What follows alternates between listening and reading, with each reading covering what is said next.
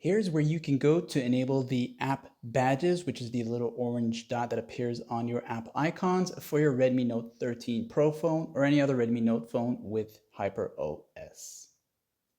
To get access to these settings, use the quick panel access, and with HyperOS, you'll look for the toggle that has the settings icon right there. Once you tap on that here, you'll be taken to this section here, and you want to go down to where it says notifications and status bar.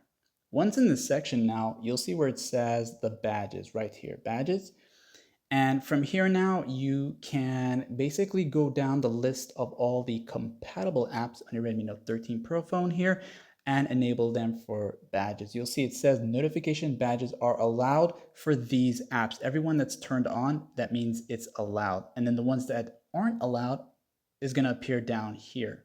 And let's just say you turn it off for one of them here and you want to go back and re-enable it. Just go down to the part that says aren't allowed and you'll find it there again. You'll turn it on and you can have it back to where it was. All right, and that is it, my friends, for your Redmi Note 13 Pro phone. Like and sub.